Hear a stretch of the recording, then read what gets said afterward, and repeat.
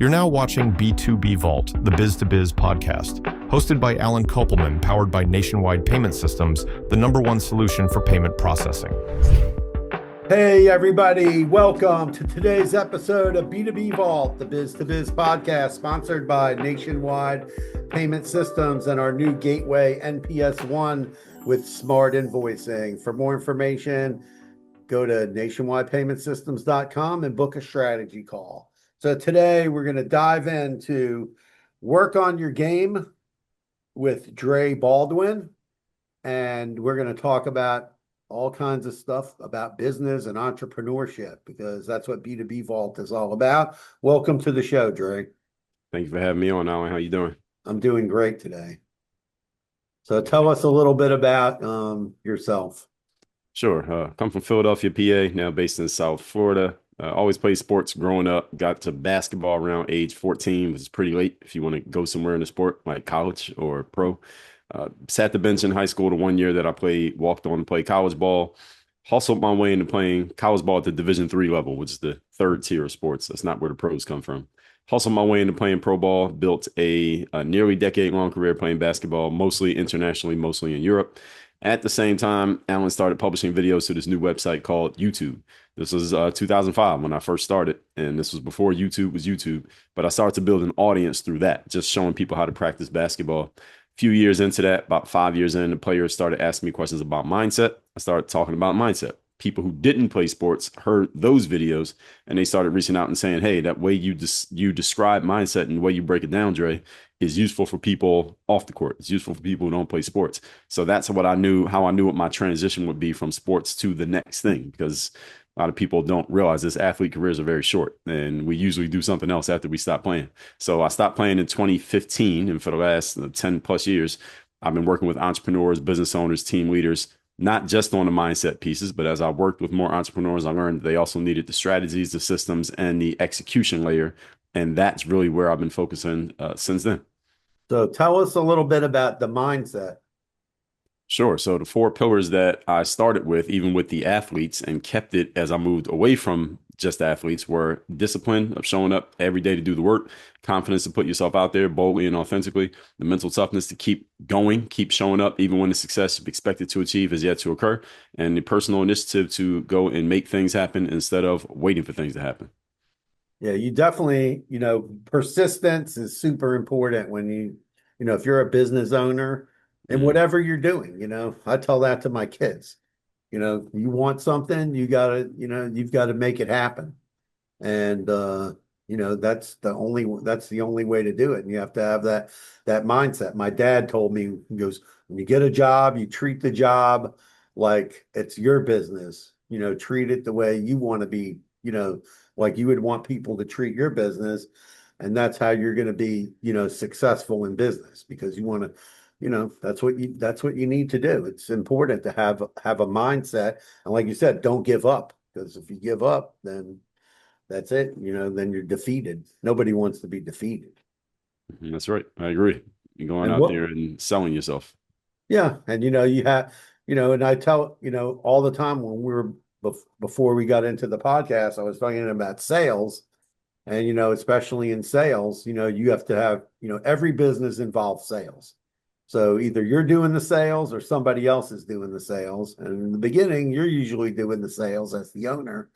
And you have to have that mindset, to go every day.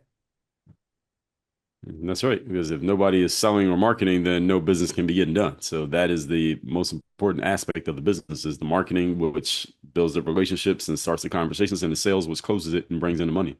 So that's the biggest part of any business for everybody. Yeah. So when, we're also talking about like accountability. So talk about that a little bit, like I'm sure when you're an athlete, not everybody's, Michael Jordan or, of basketball, and he's famous for, and other people are famous in basketball for being very intentional about what they're doing and holding their teammates accountable. So it's the same thing, when you're owning a company or leading, a team leader, you have to hold everybody accountable. Talk about that a little bit. Sure. So that accountability, I mean, people just think of an accountant. We were just talking about selling. The accountant's job is to do what? Is count all the money. All right. Make sure the money that was supposed to come in did come in, and the money that went out is the right amount that went out. And if there's a dollar missing, the accountant goes and finds out where that dollar is and why there's a discrepancy. So accountability is all about making sure that whatever is supposed to be executed actually gets executed, and then offering correction and enforcement for any discrepancies, any non-compliance. We were talking about that as well. Any non-compliance to whatever the system is. So accountability is, yes, a boss or a leader or owner making sure that everyone on the team is doing their job. But even before that, upstream from that, is the boss, owner, or leader has to make sure that they are holding themselves accountable. Because if they're not accountable, then they're not credible when telling someone else on the team to be accountable. So you got to hold yourself accountable first, and then you can hold everybody else accountable. Just like Michael Jordan and that documentary he put out a few years ago about him and the Chicago Bulls. He said, I never asked my teammates to do anything that I wasn't doing. So because he was holding himself accountable, he had the credibility to tell the same thing to his teammates, and they listened. Yeah, but same thing when, I take that, if I want somebody to do something, they got to see me that I'm doing it. That's right. So that they're going to follow suit. And it's important. Some things when you brought up accounting, one of the things I see a lot of business owners struggle with is collecting money.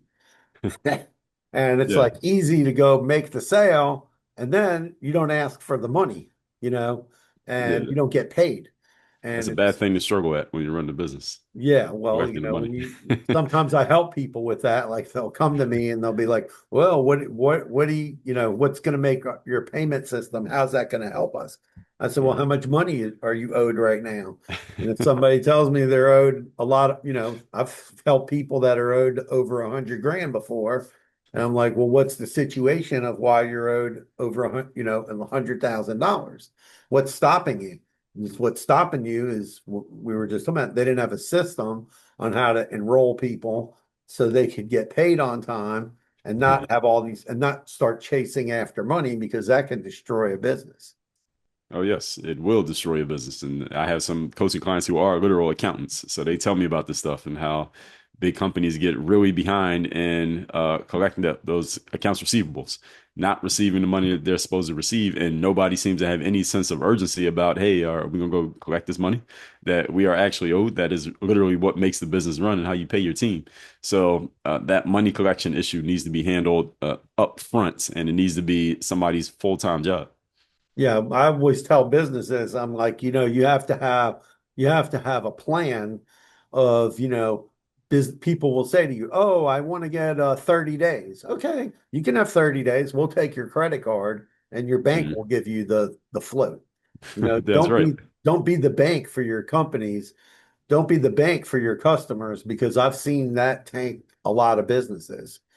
Because then all of a sudden, the business they can't pay their bills, or the owner's got to start putting in money to the business, or you're borrowing money.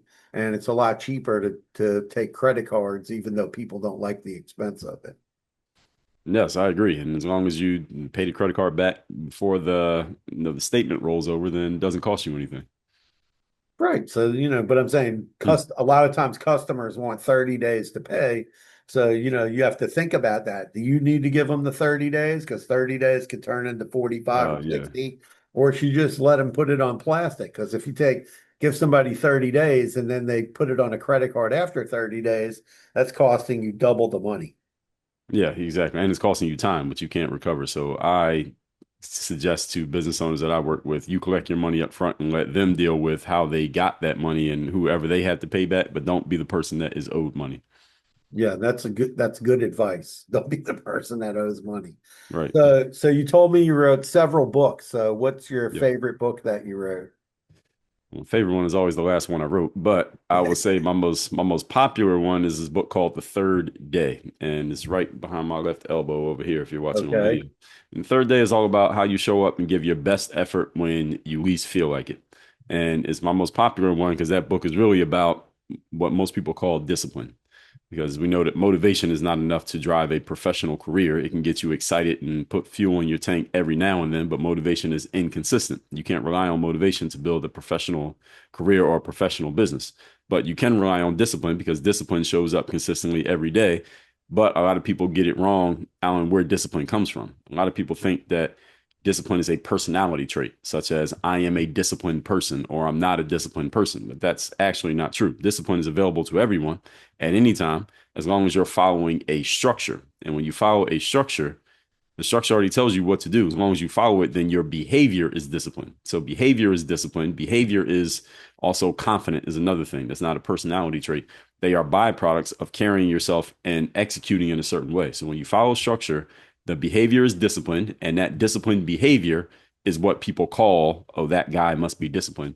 And discipline also produces confidence. That's the thing most people really want is confidence, not discipline. So the third day is kind of like the doorway to the thing that everybody really wants, which is a higher level of self-esteem. Yeah, definitely. One thing I learned when I was a chef and before I got into the payments industry, I was young, 30 years old, and I was sitting in a meeting and I wasn't saying, they would just come, oh, so chef, what's going on in the kitchen? I didn't say much. And my boss one day said, well, we're going to have to send you to Dale Carnegie. And one of the things I learned at Dale Carnegie is whatever your job is or whatever your, job function is, you have to view yourself as the expert. And it's super important to know that you are the expert and feel confident in that you're the expert in your field. So somebody comes and asks me about payments, or sometimes people will ask other people a question in payments and they'll be like, oh, talk to this guy. He knows a lot. He's an authority on this subject. And I think a lot of people, that gives you, if you can have that mindset, that can give you a lot of confidence as long as you exude that, right? Yes. And as long as you are actually good. Now, if you're telling yourself that you're the expert, you need to actually be the expert and know your stuff. So I'm assuming you can have that mindset because it is backed by something real. It's not you just telling yourself that and sprinkling pixie dust. But if someone was to ask you a question that you actually could answer it, and if someone brought you a challenge, you could actually address it. That's what really makes you the expert. And because you know that to be true, then you naturally carry yourself as the expert and people believe it. Because I tell people when I was going to culinary school, one of the chefs said, sometimes people will try to baffle you with bullshit or dazzle you with brilliance. So Right. you can't always bullshit people because sometimes you're trying to bullshit a bullshitter, and that doesn't work. Right. Yes. Yes. It Right. depends on So knowing who you got to know who you're talking to. And also, again, if what you're saying is real, then you don't have to worry about that. yeah, exactly. Like, you know what you're talking about. Don't I always tell people, the worst, is there a bad question to ask?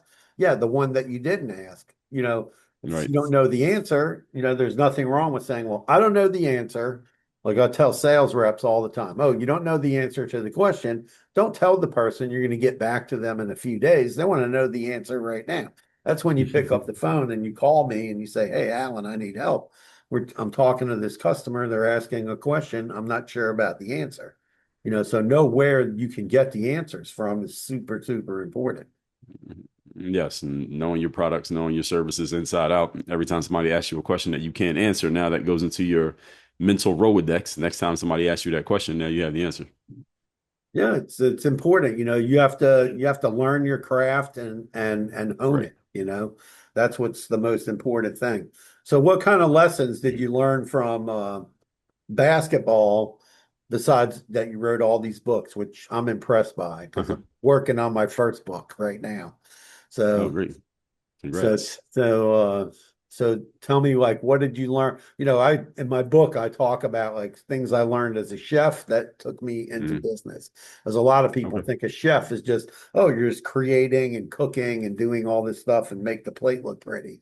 But in actuality, if you're the chef of a hotel and you're running 2, 3 restaurants plus a banquets, you're running a multi-million-dollar monthly operation that's doing 2, 3 million dollars in sales, and you're purchasing food, beverage, products, running payroll and things like that. So it's a very large business. Mhm. And I took that, into this business, all that knowledge and all of that you learn how to work hard when you work in the kitchen or in a restaurant. So what did you bring from basketball over to business? And several things. So, number one, when you play a team sport, you deal with all different types of people. You deal with all different types of teammates and team members, some good, bad, and ugly. So you have to learn how to deal with different types of people and personalities. Also, where you are in the totem pole of a team, because sometimes you may be the best player, you're the leader. So there's a certain responsibility you carry there. Sometimes you're what they call in sports a role player. You're not the star, but you play an important role and you have to fulfill your role to help the rest of the team. And sometimes you might be at the end of the bench. You don't really have a serious role. You're on the team, but you're kind of on the fringes. And one day that call may come in where you need to step up and play a role, maybe even step up and be the star, and you need to be prepared and stay ready just in case that call comes in. So that's one thing just as a team member.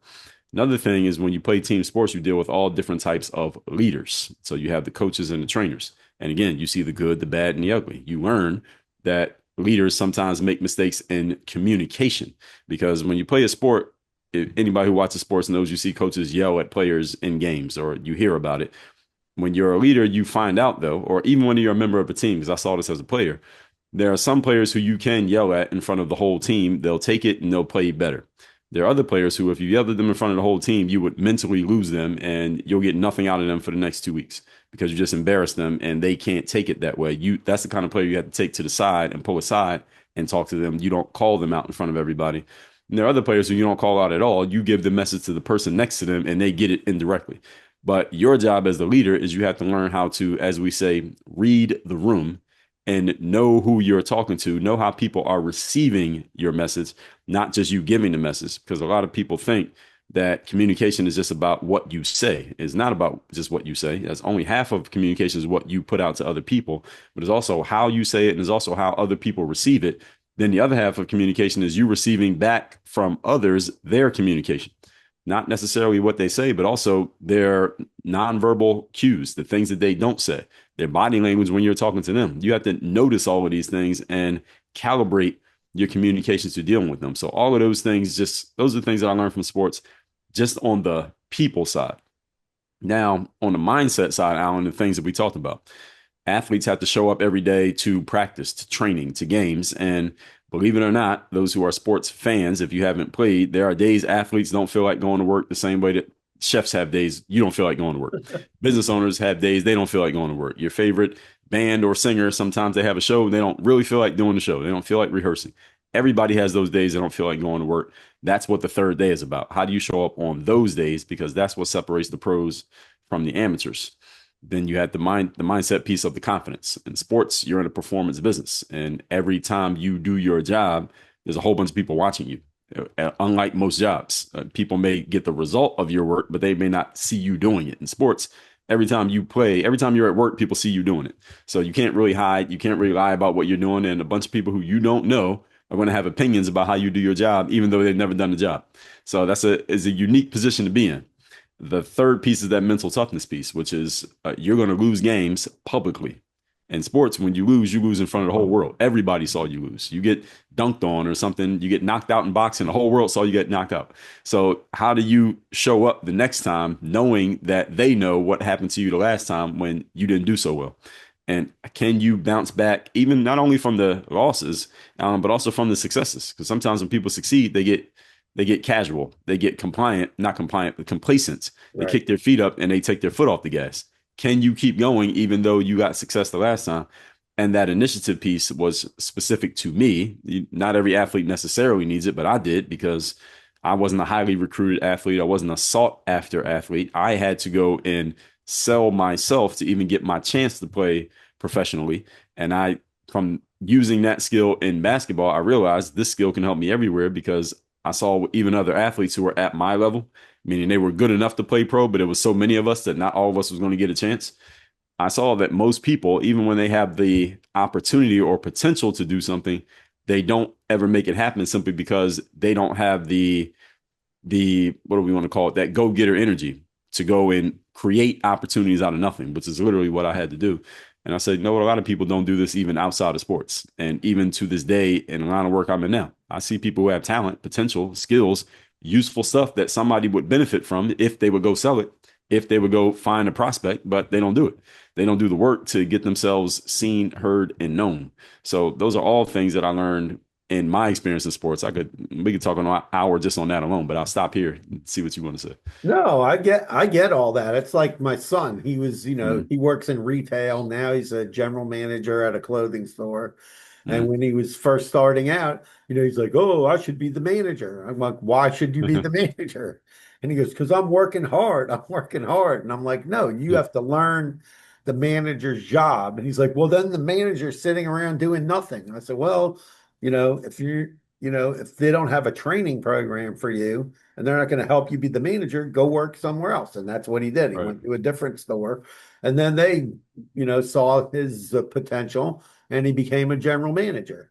Mm, And that's just what you have to do. You have to put in the work to get to the job that you want. And I see that with a lot of young people. They just think like, "Oh, I graduated college. Now give me 150 grand." What do you mean right. give you 150 grand? What have you done? What are you gonna do? What are you gonna do for me? Is there some special sauce? Like you know how to, some special thing you're gonna do? You're gonna come in, I should just pay you, and we don't know if you can make a sale or not make a sale. You know, that's how that is. And you have to do what you want to do. Same thing with my daughter. She went to college. She went in as a chemistry major, calls me up one day, says, "Dad, I changed my mind. I want to be a meteorologist." Mm. So she went down and talked to the school. She goes, "They don't have meteorology." I said, "There's a meteorologist at the University of Florida somewhere." And that she met the meteorologist and she was on her way. And now she's the chief meteorologist at a TV station in Cedar Rapids, Iowa. And Okay. she's a big Caitlin Clark fan. So I learned Yeah. all about Caitlin Clark all Yeah. the time from my daughter, Caitlin Clark, Caitlin Clark, Caitlin Clark, because Mm, it was on every time I would watch her on the news. That's what they were talking about. And I had to go mm. see Caitlin. I got to see Caitlin Clark play at college. Okay. And yeah, it was like Yeah. the most unreal experience it was like literally I thought I was going to see Dwayne Wade and Shaq in the playoffs. Yeah, So that's how big she was. yeah, so everything in life is all about, pushing yourself forward and doing things that so you can better yourself. And you have to be a student, like I'm a student of payments, okay? I'm Mm, a student about sales. I'm a student about whatever's going on. Like everybody's talking about AI. I want to learn about AI. So to learn what it is, what's going on with it, and things like that. And that's what's important is learning about what is going on around you in the world. yes, very true. And just taking that initiative to go find somebody who might have the information that you want or have the experience that you're going to need in order to make yourself better, and then making yourself valuable in the marketplace. That's how you are able to command at some point, maybe at first negotiate, maybe at first accept, then you get to negotiating, then you get to commanding what you want because you've actually built the value, you have proven value, and there's a cost to losing you. And that matters as well. People have to understand that in business, that if there's a cost to not having you around, then your value goes up. But if you're easily replaceable, then you're replaceable. Your value goes down. It's just how it is. Yeah, and I like your analogy about the third day. It's just like, you know, I remember when I was a chef, guys would go out and get hammered Mm. the next day. Listen, you got to show up to work, you got to shake it off, and you got to do what you got to do. All right. And it's just like anything else in life. You get up in the morning and one day you might be tired and things have to get done and you just got to get it done. That's what I Yes. say. My dad That's used right. to say, pull up your bootstraps and get to work.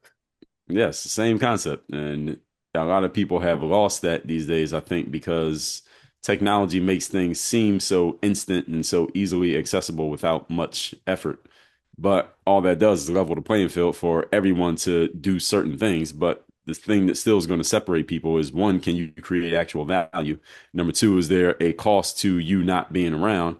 And number three, when you are around, do you actually make the needle move? Do you make money move? Can you make results move? Can you make some tangible positive effect happen in a company, in an industry, in a space? If you can do that, then again, people will start calling you. People will start saying your name without you even being in the room, but you have to build that up and do the work.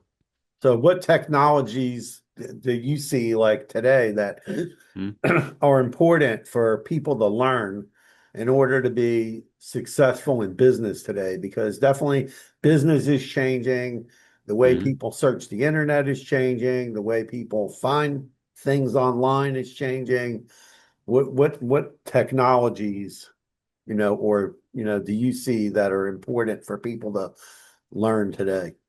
Well, of course, artificial intelligence is the wave, the thing that everybody needs to start learning how to use right now. And artificial intelligence basically takes the same stuff that humans would do and it compresses the time. It makes it easier to get the same things done, but a whole lot faster, a lot more efficiently, and usually a lot more effectively because the computers don't go on break, computers don't get headaches, computers don't have bad days, don't go on vacation. So for learning that AI technology and then asking yourself, how can this apply in my business? What can I do in my business that will make my business more efficient? Or how can I better serve my clients and customers with this use of technology? What am I doing now that takes 30 minutes? What can I make happen instantly? Or what usually takes a month? Can I make it happen in 2 or 3 days with the advent of this new technology? So everybody just needs to learn the technology or connect with someone who understands the technology. And this is where I think there's a great opportunity for younger people. Let's say somebody who's under the age of 30 and they've grown up on computers. They can go to people who are over the age of, let's say, 50, who never really got into computers, but they have a business. And there are some inefficiencies in their business that could be solved by artificial intelligence. All right, that is an opportunity. Same way that social media was the same opportunity 10 years ago is the opportunity now with technology. So anyone who understands that technology, go find people who are technology inept or technology ignorant and go help them out with your knowledge. You'll make their business more efficient. That helps them make more money and they'll pay you for it. So it's an easy business deal for them because they see where you're helping them make money and this is giving you a percentage of that. Yeah, it's definitely probably one of the biggest opportunities out there is definitely with Mm. AI, and learning how to use AI is definitely big. I'm continue to learn how to use it. I use it myself and I learn about it either by self-learning or from talking to other people. So if people want to get more information about you and your books, where should they go, Dre? Well, they can get a free copy of this book, Third Day, that we talked about. Can I tell them where to get it? Yes. Yes, just go to thirddaybook.com. If you're watching on video, it's spelled out the word thirddaybook.com. The book is free. We just ask that you cover the shipping and we will ship you a physical copy of this book, The Decision That Separates the Pros from the Amateurs. Other than that, you can find me on any social media platforms. Just look up my name, Dre Baldwin, and our homepage is workonyourgame.com. All right. Great. I want to thank you for joining us on the B2B Vault podcast today. And thank you for everybody for listening. And I hope everybody enjoyed the episode. We will put Dre's information in the show notes so you can find his website, his social media links, and the link to the free book. And thank you for joining us today, Dre. Thank you for having me on, Allen. I appreciate you sharing your platform. Thank you.